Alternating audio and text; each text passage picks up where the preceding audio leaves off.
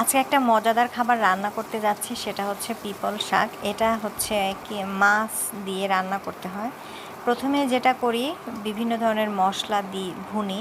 যা যা মশলা আছে আদা বাটা বাদে সব ধরনের মশলা ভুনে কিছু টুকরো মাছ সিদ্ধ করে সেটা কাটা বেছে সেই মাছটা দিয়ে পরে হচ্ছে মশলাটা কষে, তারপরে হচ্ছে এই শাকটা কুচি কুচি করে কেটে রাখা শাকটা দিয়ে দিতে হয়।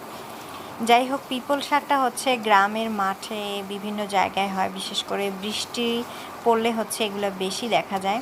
কে কে ট্রাই করেছেন? এই শাকটা কিন্তু খেতে একটা আলাদা রকমের স্বাদ, একটা ঘ্রাণ আসে। আমি হচ্ছে আগে পরে কখনো খাইনি। আমি আমার শ্বশুরবাড়িতে এসে কয়েকবার খেয়েছি, মাশাআল্লাহ আমার ভীষণ পছন্দ। তো কমেন্ট করে যাবেন কে কে পিপল শাক বলে এই শাকটাকে চেনেন বা হচ্ছে ট্রাই করেছেন, অবশ্যই কমেন্ট করবেন।